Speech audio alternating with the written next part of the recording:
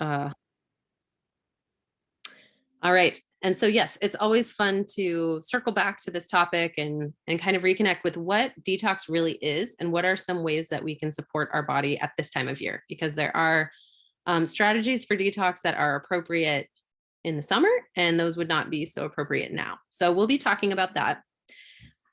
Who of you, and you can post in the chat box if you want, but are you feeling the heavy holiday foods of the season? Do you get tired this time of year, or is it a really restful time? For some people, it's nice because they actually get a lot of downtime over the holidays. And so I kind of hear both from clients when we're in appointments. But I definitely probably more often than not hear that, there's often a lot of more sugar around. It's like it starts at Halloween and then it just goes through New Year's.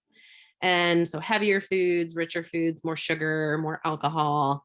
And then if we're spending time with family and friends, although I think that's nourishing and great, and we want to have that social time, right? But sometimes there's later nights. And so if we're getting less sleep, sometimes we're picking up more caffeine, and it can be a slippery slope, and that can happen at any point in the year. But when it does happen, our health kind of takes a hit. And as we know, there's a lot of concern about staying healthy right now, lots of COVID plus other colds and flus going around. And so the more we can do to support our immune system, support our digestive health, the better, so that we can avoid that stuff or better handle it. So I'm glad you're all here to talk about this.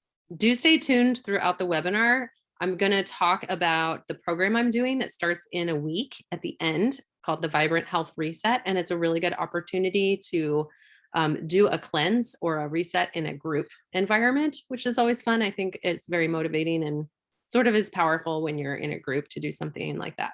So I will share more about that at the end. Right now, I'm only offering that once a year. My hope, if I can get the time together, is to organize it for May and also for October. I would say it's become my favorite time to detox or do a reset is October, because I've noticed that it makes all those holidays way better. I like doing it in January too. And May is like a great time for a cleanse. So you kind of find when it works for you, and you can do it 3 times a year. You can do it once, twice a year. I try personally to get at least 2 a year in. I think 3 is great.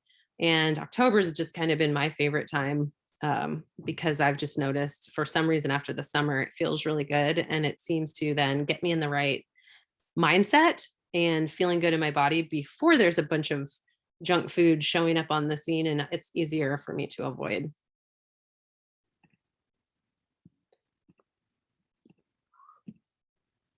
And then, so I always share this, like how a little bit about my story and why I got into doing what I'm doing. My life with food started off to a rough start. Some of you have heard this story. The first bite of food my mom gave me was plain yogurt, and it was first bite of any food, and it sent me to the hospital. In her words, every orifice in my body started streaming with fluid. I had like water coming out of my eyes and my nose and my mouth. I was taken to the hospital. The doctor told my parents that I would likely have a lot of allergies and to avoid milk completely for the time being. And I was born in 1980. We know a lot more about allergies than we did then. And we know a lot more about food sensitivities now. So we didn't really understand the way we do some of how that works. But the doctor was right that I had a lot of allergies or reactions that would come and go over time.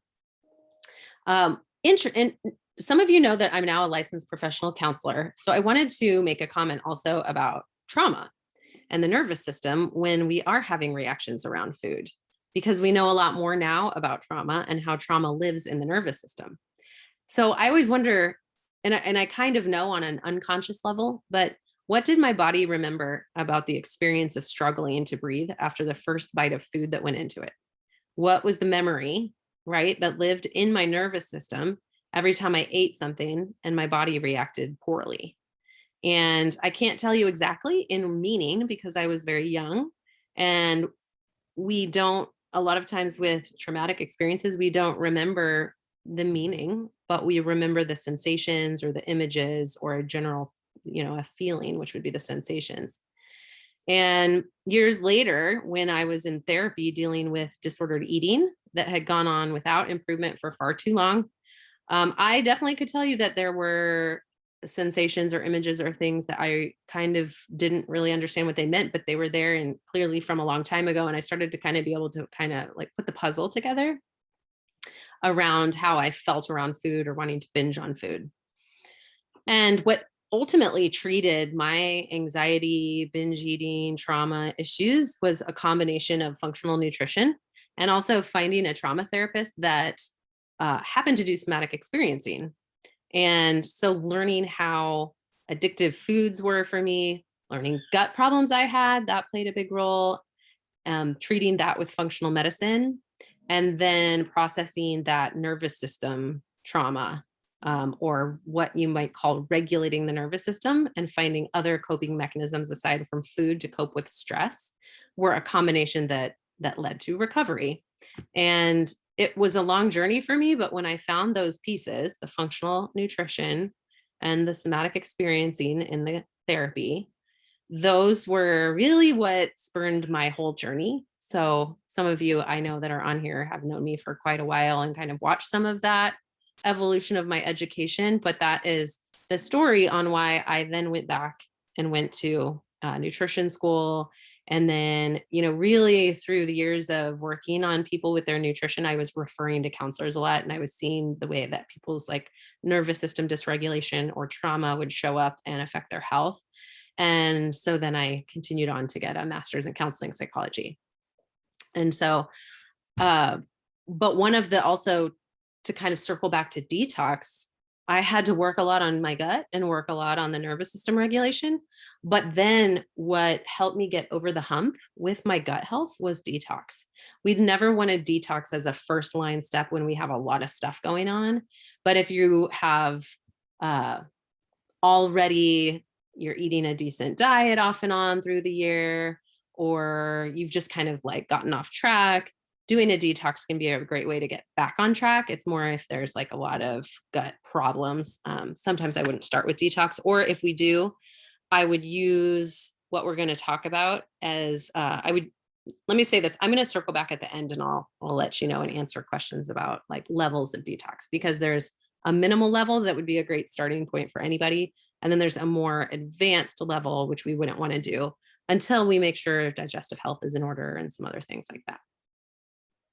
So that's my story. And I've got this picture. This is actually pretty dated. I think my daughter's got to be 2 in that picture. She's going on 5 now. But these are my nephews and niece and my 3 kids. And detox is I feel like throughout the year what helps me maintain my health to have enough energy for them. So it's pretty important to me because they're going to be here no matter what. And I need to be able to show up for that and have the energy.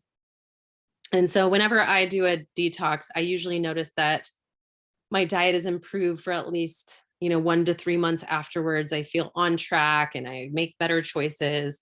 My digestion feels better. My energy is at least 30% better. Sometimes it feels like I bounce back 50 or 60%.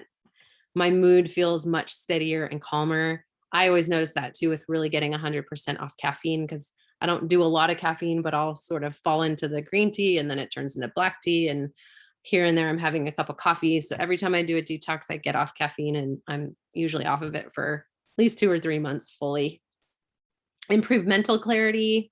And again, I can keep up with this crew. Okay, so we're going to jump into 3 winter detox tactics that often fail and alternatives and what we would want to do at this time of year. And many of you maybe have done a reset or a detox. And so this is going to help you understand what would look different at this time of year versus like summer. So the first one is doing juice fasts with lots of fruit juice. And part of this, the biggest part, is fruit juice is going to be way too much sugar. So it can further dysregulate blood sugar. And especially at this time of year, we tend to have had more carbs and sugar throughout the holidays. And so just getting off of even like things that would give you more protein and fat and having only juice is going to oftentimes like further dysregulate your blood sugar. We also, in a little bit here, you're going to see a slide on the nutrients that are needed for the detox pathways in your body. And if we don't have the amino acids that we need, we're not actually able to detox in the body. So there's a whole, I'll get into it in a moment, but there's 3 phases of detox and there's nutrients needed for each phase. So it's really important if we're doing a detox that we're supporting those pathways with the right nutrients. And if we're doing just juice, we won't have those amino acids. It's also missing some of the other nutrients needed for phases of detox besides amino acids. And then the other thing is it's winter. And if you think about what's growing right now, it's not much, right? Fruit is pretty out of season. So we would, if we're eating seasonally around here, we'd likely have, cellar of apples left, maybe some pears. We'd have, whatever is still kind of hanging around from the fall. And so we'd be eating a lot less carbohydrates, even vegetables, if we're eating from nature. Produce is what's giving us our sugar for the most part, or our carbohydrates for the most part, and our sugar. And it's mostly not here. So winter is a good time to be lower carb, higher fat. Summer is a great time to do more, there's more fruit and produce in abundance. So it's a great time to eat more raw, eat more fruit. Winter is a nice time to eat warming foods and not have so much fruit. That's the other piece too, right? Is the warming foods. Winter, we want to stay warm. And if we're making the body cold, that's going to be an issue, which is what is talked about in this slide here. And there is, if any of you have ever gone to like a Chinese medicine practitioner, an acupuncturist, or somebody who does Ayurveda, they always look a lot at eating warming foods or cooling foods and what you need to balance the body and eating seasonally. And so salads we think of with detox, right? Let's have a big salad, which is great, but it's really out of season right now. So in Ayurveda, we would look at someone who is Vata, which is air. Vata people are usually, they have more trouble gaining weight. They tend to be more petite. They are dry skin, tend to be prone towards anxiety or like losing track of thoughts, kind of fast paced, and almost like I describe Vata as like sort of bird-like, in energy. If that fits you to some degree, or even partially, you would want to definitely eat soups, stews, stick to warming foods, eat healthy fats, avoid raw food right now completely. If you are more, find it hard to lose weight, you gain weight easily, maybe heavier set, or more, have like a broader frame, really strong, find it easy to put on muscle, but like harder to lose weight, patient, usually in mind, this is called Kapha. Kapha is earth. And these people, like my spouse has a lot of Kapha, and he can drink coffee all day and not drink water, and his skin is still like perfectly oily. It's not dry. So Kapha people tend to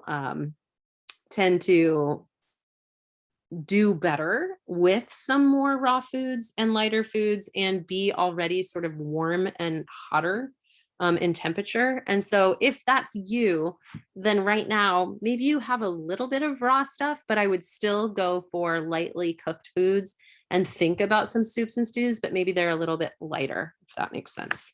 As opposed to like a stew, you might do like a lighter soup or something like that. So hopefully that gives you just an idea there. I always think Chinese medicine and Ayurveda are kind of a neat add-on to what we do with Western holistic nutrition. And then 3 winter detox tactics that often fail. Number 3 is eating foods without making sure we're getting the nutrients necessary for phase 1, 2, and 3 detox. So I don't know if you're looking at a big enough screen, that you can see everything that's written out here, but we have 3 phases of detox. Phase 1 is when we actually take things and make them more toxic. So we prepare them for phase 2 But in phase one, kind of a takeaway here is that they become more toxic for the body before they enter phase two, where they're made stable so that they can then be removed. And so we never want to do a lot of supporting phase one without supporting phase two. And so you can see in phase one, we have glutathione, which is a very powerful antioxidant in the liver, folate, which is the active form of folic acid. We've got B vitamins, flavonoids. Sulforaphane is something that's found in broccoli sprouts and in broccoli and some other green vegetables. Clove, thyme. And then in phase two, we have a whole lot of amino acids. So this is always interesting because I've seen people do juice fasts. I've heard of this a lot. Somebody will say, hey, I'm doing this, cleanse, and it's a juice fast. And so they're taking like maybe glutathione, because a lot of people have heard of glutathione for detox. And so they're getting like sulforaphane, right, in their veggies that they're juicing, and they're getting some B vitamins and some folate in the leafy greens and the other things they're juicing. They're getting glutathione, but then we go to phase two, and they're not getting any of these amino acids because there's not any protein, and it doesn't have to be animal protein. It can be we can get these from a variety of different types of protein, but if we're not including that, now we have the cofactors to help phase one. Things are becoming more toxic, but we're not able to actually make them stable and safe so that we can eliminate them. Then we go into phase three, and we need some things to help get this out of the body, right? What's the point of being able to support pathways without us being actually able to eliminate it? So we need that cellular detoxification to happen. We also need our digestion to be able to work well so that we're eliminating. It's not a good idea for detoxing and we're dealing with constipation. We want to make sure that things are moving and that lymph is moving. And I'll mention a few things on that here shortly. So a good working definition of detoxification is removing toxins or poisonous substances from the metabolic processes of our body. It happens through the gut, the liver, and at the cellular level. So the first line of defense in our body is our gut. So again, when I have people that come into my membership program, like a functional nutrition program, we always go through first working on we usually do a reset, kind of like this program is. Then we work on gut health. Hormones fall in there if there's some things to work on there. And then we get to detox. And so because we need our gut working, right, to be able to detox. And if you think about it, when I talk about gut health, explain how our digestive system, when we eat something, it's like we're a big donut, right? When we swallow, it feels like we're putting something in our body, but it's not actually in our body yet. It's in the hole that goes through our body. And so the lining of our gut has immunosecretions that protect that. It's called secretory IgA. And if our gut is in good shape, it's not too permeable, it's healthy, then we have both those tight cells are tight together. We've got this protective secretory IgA. We've got our microbiome is in good shape. And so that's protecting things. And so when things go in our mouth, we both have our saliva starts to check things out. We have our stomach acid. If that's optimal, that's going to kill bacteria or things that aren't supposed to go into our stomach. Then if it does, or into our intestines, things that do go into our intestines, then there's all these other lines of defense in there. So it's better actually to ingest things, toxins through our mouth than it is through our skin, because there's a whole lot of defense mechanisms through our digestive system to protect us. Then we've got the liver, which is vital for detox. It helps to metabolize carbs, fats, proteins. We store glycogen, which is stored carbohydrate in the liver. It's going to help with digestion and absorption of fats and fat-soluble vitamins. And this is actually where I've seen when I have people who come in and we're working on like SIBO, IBS, gut health issues, and they're having trouble digesting fat, and we're going in circles. It's like we get better, but then we kind of bounce back, and we get better and we bounce back. A lot of times if we do a detox and we work on liver function and bile flow and gallbladder health, it really helps then for us to get over whatever digestive issue keeps coming up. So even though I say we do gut health first, sometimes we kind of need to like work on the gut and then work on some detox and then gut and detox. And that can get us towards healing. The kidneys are also important for detoxification. And in the kidneys, we have, they're going to help regulate blood pressure, hormone production, and a number of other things.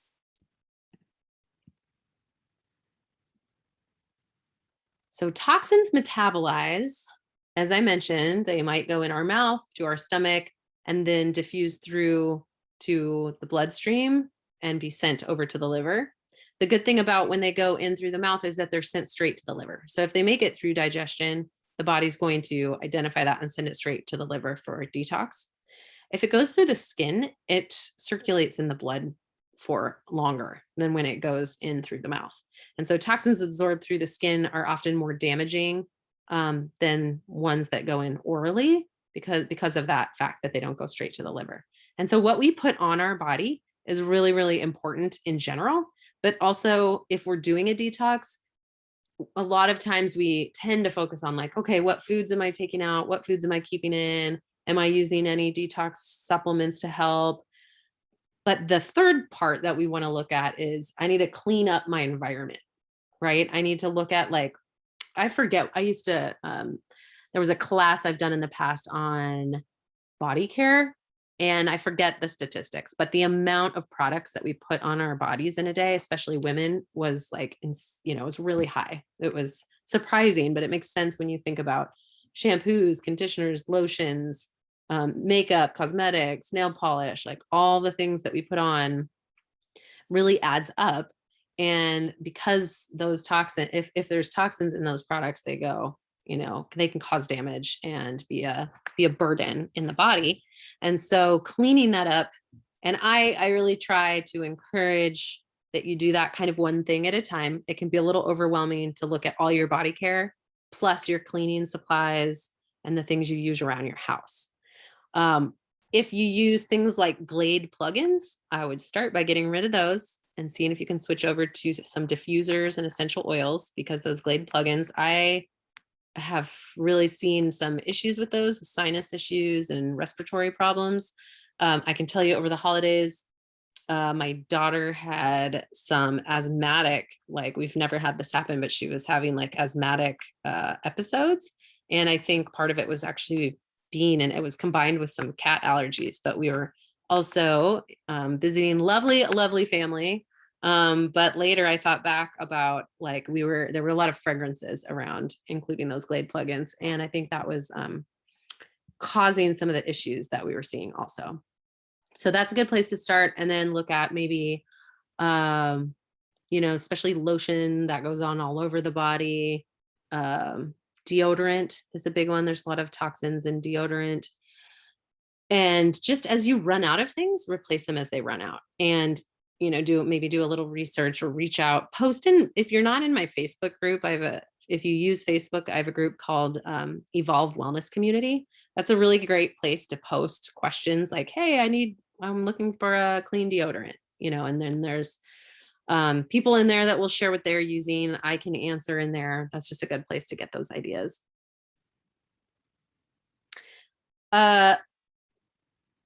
If we also remember that part of detox, how toxins are metabolizing, is our cells. If we have damaged cells in the body or like under functioning cells, our body is going to break down those cells. And then we have this like waste product from those cells that gets released into the blood and then detoxified and eliminated. We also excrete things. Obviously, we excrete things through the liver, through the kidney, and then also through the digestive system and in our sweat.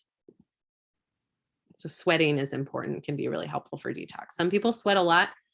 And so it's easy to kind of like sweat while you're doing a detox or in general. If you don't sweat a lot, then finding ways like a infrared sauna to get yourself to sweat a little more can be also useful. So we talked through those 3 phases of detox plus cellular detoxification. And cellular detoxification happens also when we're fasting. So you may have heard of autophagy. And autophagy is when our body is able to break down, you know, dead and underfunctioning cells and get eliminate the byproducts from kind of cleaning that up. And like I said, phase 1 is transformation. It can make things more harmful to the body. So that's why they need to enter phase 2 and be conjugated. Now they're safe for removal. And then phase 3 is transport. And part of transport, a big piece, and what I use to as a product to help with detox is something to stimulate bile flow and help eliminate and transport toxins out of the body. So I wanted to run through a little case study just to kind of give you an idea of how detox can help with like some initial presenting symptoms. This person's name was changed, but I'm sharing with permission what they experienced as they worked on things. So Deborah's a 45-year-old female. Her main complaints were brain fog, fatigue, irregular bowel movements, and irritability. And her main goal was to have energy throughout the day, be able to think clearly and focus better. One of her big frustrations is that she would come home from work and fall asleep at her desk at work. So she'd get home and not be able to like have energy to clean up or cook or do anything at home and just kind of be on the couch, like laid out after work. And that was frustrating because she wanted to keep up on things at home. And then she also had it like a couple times where she fell asleep at work, and that was really embarrassing, you know, because she really didn't mean to. So in Deborah's case, we did get an organic acids test, which is a test that I sometimes use upfront as kind of a screening to look at, is there any like yeast issues or bacteria issues in the body? If there are, it most likely tells us there's something going on in the gut to do with yeast or bacteria, and we can work on that. It also looks at mitochondrial function, which mitochondrial function are the mitochondria are the energy producing organelles in our cells. And so without healthy mitochondrial function, we don't have good energy. And so if energy is low, we're fatigued, we're always thinking like, how's mitochondrial function? We can see that on this test. It also looks at glutathione levels. And as I mentioned, glutathione is one of the most important antioxidants in the body, and really important for healthy detoxification. We need that. And organic acids also looks at, I find this helpful on the mental health side because it gives some feedback on serotonin, dopamine. And so if we have like weepiness, sadness, and a lot of other symptoms of low serotonin, poor sleep, sugar cravings, sometimes then it can indicate that we need to do a little serotonin support or dopamine support. And that may also help. Dopamine also, if dopamine's low, we usually don't feel motivated. We feel sort of like lacking in pleasure. It's like we're looking for something to help us feel like motivated and excited and sort of our get up and go and feel pleasure, that kind of thing.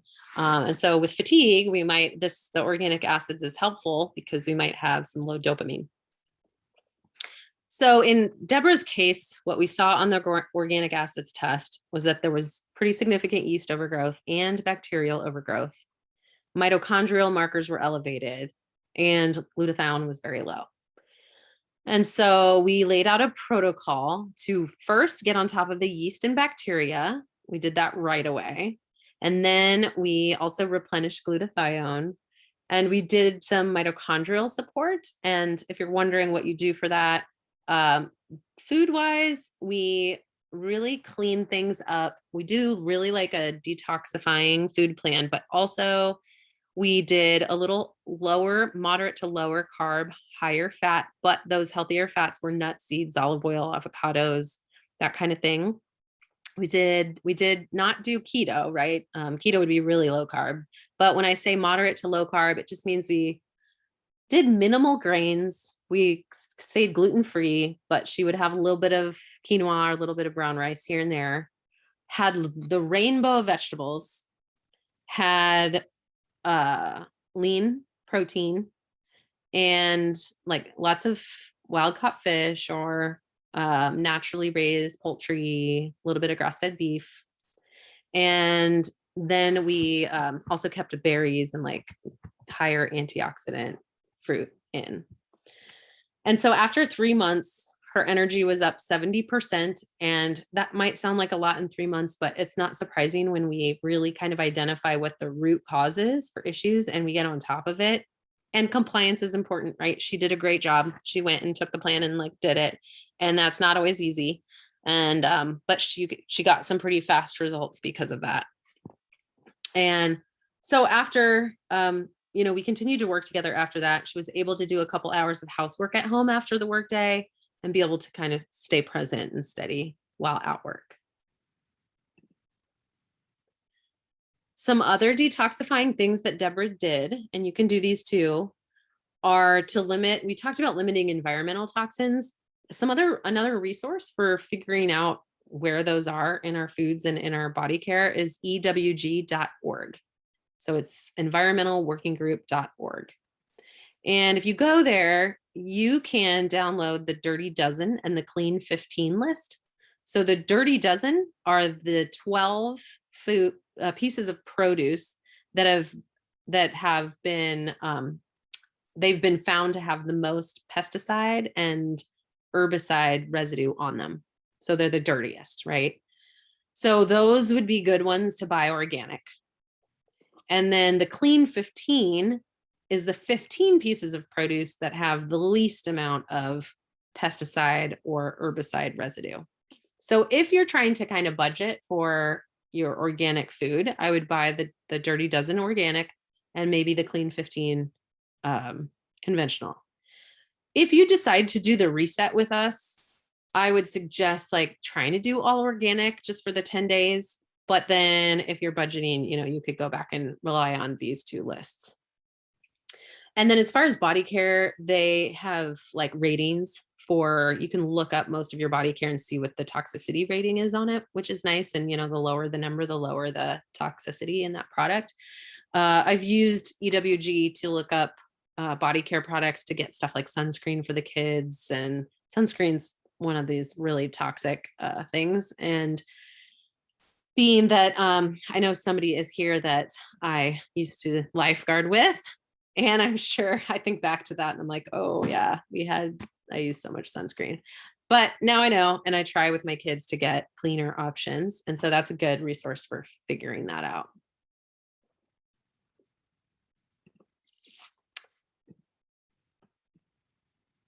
I mentioned glutathione. This is the #1 antioxidant for detoxification support. Like you saw on the phases of detox, just make sure if you get glutathione, that you are having some protein that would give you some glycine. Collagen is high in glycine. Bone broth is high in glycine. And so you can take magnesium glycinate, has glycine in it.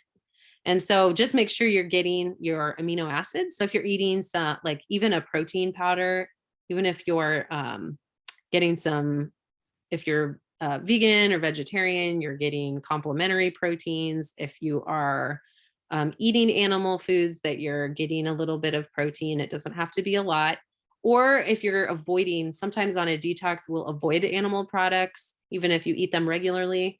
But I always make sure that you have a protein powder that has those amino acids in while you're going through your detox, or you're eating some complementary vegetarian proteins. So we can talk more about that towards the end, but just a little bit on that. But I definitely would say adding some glutathione on can be a nice option.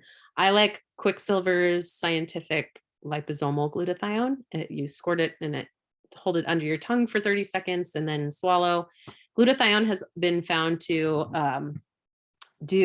even help with active intake of something toxic. So it's been studied for alcohol, that it helps reduce the damage to the gut from alcohol.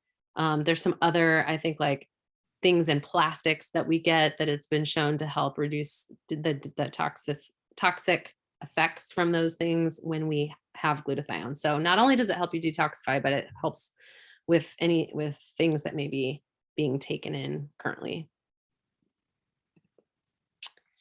So food and drinks,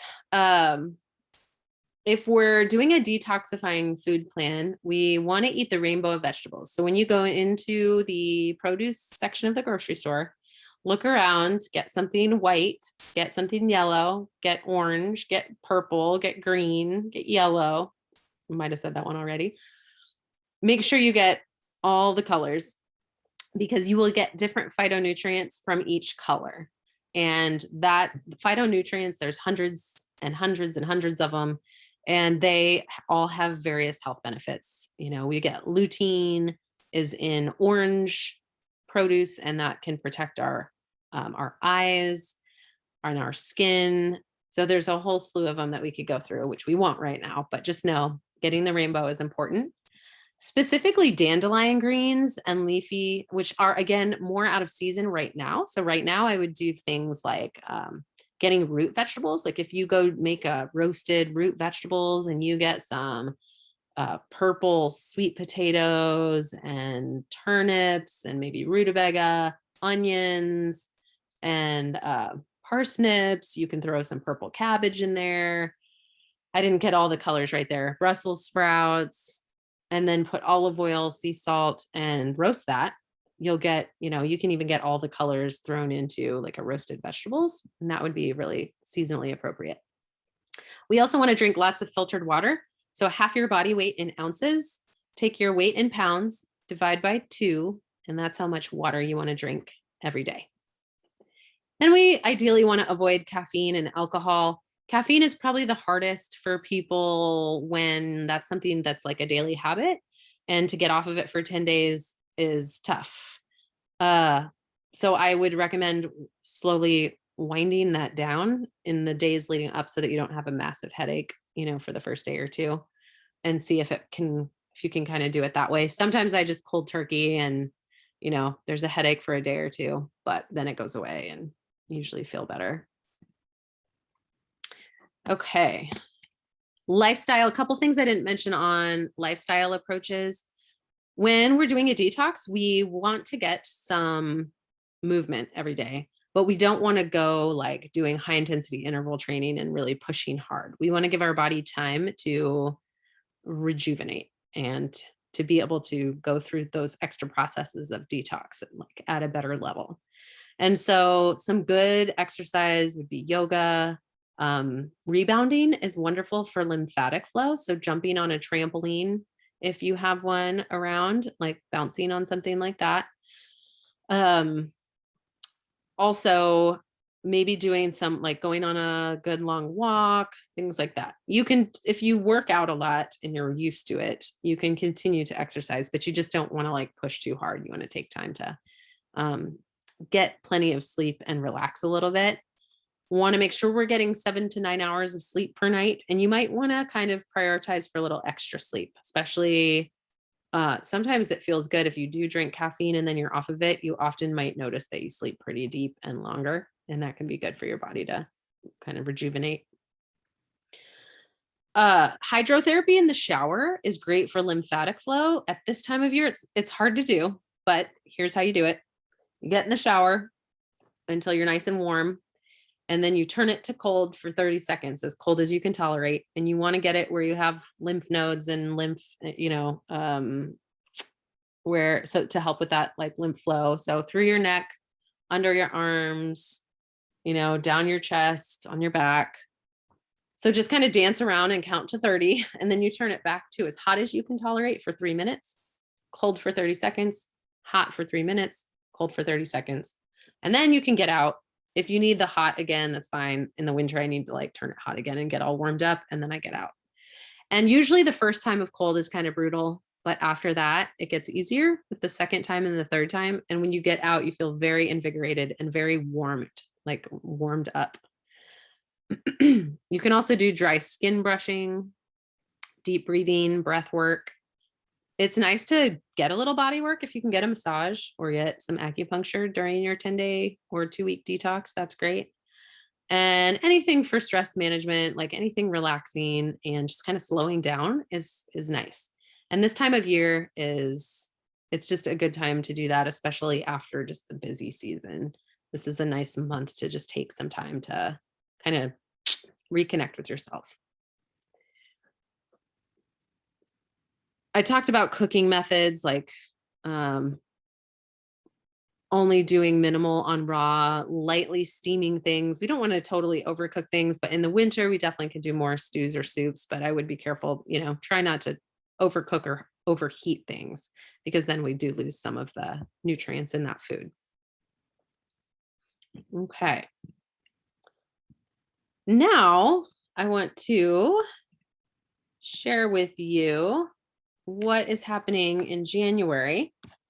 So I don't have all the info in here. And so if you want info on this, I can send it to you. But the Vibrant Health Reset launches in a week. And so what it is we will be meeting for a little over 10 days. We start on Sunday, a week from today, and we have the first meeting where we go over the plan. So if this is something you want to do, you can enroll online. These are the links. You can see this bit.ly/Vibrant Reset Basic. And then, or actually, this is wrong. I updated this and then forgot to save the PowerPoint and realized just before we were starting that the slide had not been saved. So I'm going to put it in the chat box. If you want to go look at the basic one, it's bit.ly/Vibrant Reset. Okay. And then the comprehensive is what's written here. Vibrant Reset Comprehensive. You can see that. I think I spelled that right. Vibrant Reset Comprehensive. Yep. So what you do is the basic is just doesn't include the detox supplements. You still get all the benefit of, I created this really long PDF document that gives you a whole lot of information. You also get a 10-day food plan, and I give you a simple version. And a lot of I say this a lot, but I've got 3 kids and work full time, and I really try to work with people's lifestyle. And so I'm not going to give, like, if somebody gave me just the recipes and meal plan, I'd be like, yeah, right. I can't make all these fancy recipes, right? I don't have time. So I include in there a really simple version, like, hey, just make a big batch of, wild caught salmon. Or if we're doing it vegan or vegetarian, here's what you would make. Here's like this lentil soup, and make a big batch of it. You can eat that every day for lunch. Or just how to make a huge thing of quinoa and then have a little bit of beans, and how to make some quick veggies and put that together that's seasonally appropriate for winter. So there's a really simple kind of meal plan. And then there's one where if you want to make some of and they're not that fancy, but there's some like ways to make some hot drinks that are supporting detox, and soups and stews and cooked food on the stove. And so I give you enough recipes for 10 days. A lot of people go through and like pick out some of them and make them bigger to last for a few meals. And so let me make sure. I'll circle back. I just saw your comment, Jan, that you're not seeing the link in the chat. So I'll circle back here in a minute and make sure that you get that. Here, I can do it right now. I see what I did wrong. And can you let me know if you can see that now?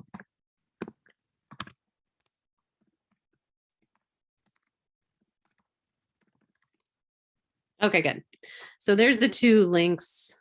And so yeah, you will get the 10-day plan. And then in there is all the food information. And then there's I started to mention some of the lifestyle strategies. Those are all in there too. And you can kind of go through and pick a few that you want to do. There's more than you're able to do, in a normal amount of time we have in life in 10 days. But I just try to kind of over deliver, give you everything you need. And then what we do on the meetings is we go through and say, okay, here's what you do with the menu plan if you're diabetic. Here's what you do with it if you are vegan. Here's what you do with it if you are working through gut issues. So it's meant to be individualized. It's not like a one way. So I put all that in the plan, but then at the first Zoom meeting next Sunday, we get together and we'll be where we can all see each other on a Zoom meeting. And I'll talk through and explain the plan in more depth. And then we'll kind of troubleshoot together and make sure you feel like, you get all your questions answered. So you get that as soon as you sign up. And then I have partnered this year with Sarah Chapman, and she is a lovely, lovely person and also business coach. And every time I hear her speak, I thought her whole like energy is so great for starting a new year, excuse me, because she does, she helps entrepreneurs to connect, what she would say, connect with their soul gifts to then be able to show up in their business to do what they love and bring that into their business with focused intention. And so as I've heard her talk, I thought like, that's such a great thing to do at the beginning of the year. And so this year she's joining me. And so the second meeting will be her leading you through a mindfulness and kind of setting intentions sort of hour-long Zoom meeting to help you reconnect with yourself, reconnect with your goals, your intentions for the year. And I think that's going to be a really nice and lovely addition. And then we'll meet a third time the following weekend to make sure you're on track, and then talk about, okay, when you come off of this, here's where you can head. And then there's one more meeting in which Sarah will also be kind of helping you take what you're doing and move with intention into the rest of the year and take pieces of it with you. So that's the program. There's a Facebook group that's private. And if you use Facebook, I'll put you in there and we can also kind of support each other as we do it. I'm really excited because I'm going to do this with you. It's a fun time for me to do it with you every year. The Zoom meetings will be recorded. They're going to be next Sunday, the following Sunday. And then, so obviously if it starts next Sunday, the second meeting is on Thursday night at 6, then on Sunday, and then on the following Wednesday night at 6. So it's around like business hours. Not that that matters for a lot of people because there's so many different jobs and working hours at this point, but they'll all be recorded. So if you can't watch it in real time, you can watch the recording. And then I'm happy if you want to email me any questions or post in the Facebook group. We'll make sure you feel like you're getting all your questions answered. So that is if you go to that first link, what you get there. And then the comprehensive includes the detox products. And one thing to know is that there's 3 products. So if you don't want all 3, if you just want the shakes, it's $210. And you can just email me and say, hey, I want to do it, but I just want the detox shakes. And then I'll just send you an invoice for the detox shake, and we can just add that on. So the detox shake gives you the nutrients for phase 1, 2, and 3 detox. So we looked at that, right?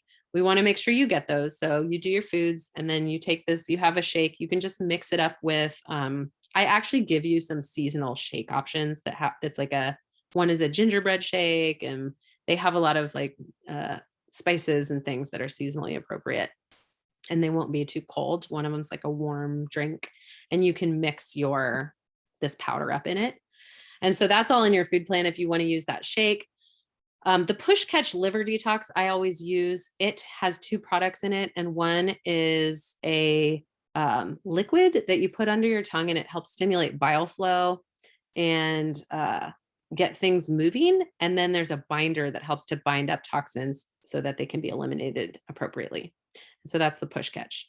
So if you're wanting to do those, that one's $295. If you want to do just the shake, it would be $210. Just email me and let me know. I can help you get that set up.